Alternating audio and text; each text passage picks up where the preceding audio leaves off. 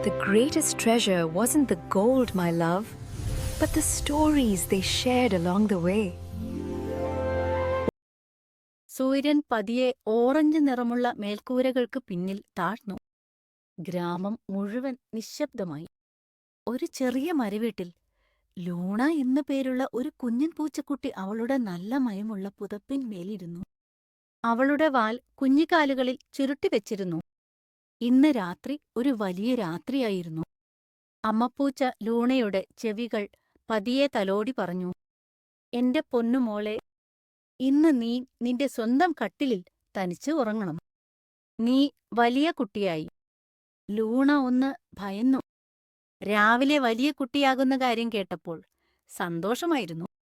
പക്ഷേ ഇപ്പോൾ മുറി എന്തോ വ്യത്യാസമുള്ളതുപോലെ തോന്നി. അലമാരയ്ക്ക് ഉയരം കൂടിയതുപോലെ, ജനലിന് ഇരുട്ടുകൂടിയതുപോലെ. നിഴലുകളോ? നിഴലുകൾക്ക് അനക്കമുള്ളതുപോലെ. അമ്മപ്പൂച്ച അവളുടെ നെറ്റിയിൽ ഉമ്മ വെച്ചു. "ഞാൻ അടുത്ത മുറിയിൽ തന്നെയുണ്ട്. എന്താവശ്യമുണ്ടെങ്കിലും വിളിച്ചാൽ മതി," അമ്മ പറഞ്ഞു. എന്നിട്ട് അമ്മപ്പൂച്ച പതിയെ നടന്നുപോയി. ലൂണ കട്ടിലിൽ കിടന്നു. പുതപ്പ് താടിവരെ വലിച്ചിട്ടു. ഒരു നിമിഷം എല്ലാം നന്നായി തോന്നി. അപ്പോഴാണ് ഒരു ടപ്പ് ശബ്ദം. പുറത്ത് ഒരു മരക്കൊമ്പ് ജനലിൽ തട്ടിയതായിരുന്നു. ലൂണയുടെ കണ്ണുകൾ വിടർന്നു. "അതൊരു രാക്ഷസനാണോ?" അവൾ പതുക്കെ ചോദിച്ചു. അവൾ പുതപ്പിന് മുകളിലൂടെ ഒളിഞ്ഞു നോക്കി. ജനൽവിരി കാറ്റിൽ ആടി ഭിത്തിയിൽ ഒരു രൂപമുണ്ടാക്കി. ആ രൂപം വലിയ ചെവികളുള്ള ഒരു ഭീമാകാരൻ മൃഗത്തെപ്പോലെ തോന്നി. അവൾ വീണ്ടും കണ്ണുകൾ ഇറുക്കിയടച്ചു. ഛേ! ഞാൻ നോക്കുന്നില്ല. കുറച്ചു നിമിഷങ്ങൾ കടന്നുപോയി. എന്നിട്ട് അവൾ പതിയെ ഒരു കണ്ണു തുറന്നു.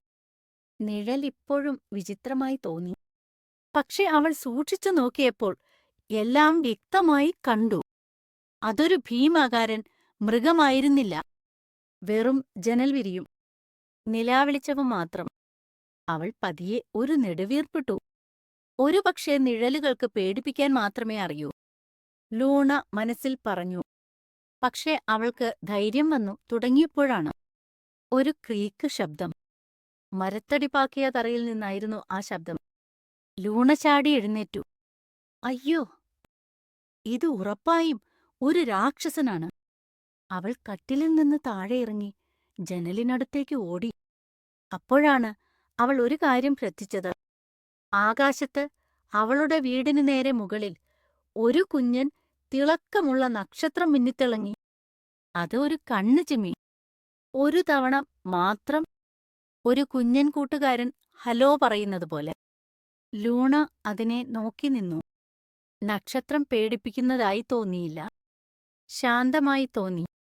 ഊഷ്മളമായി തോന്നി. സുരക്ഷിതമായി തോന്നി.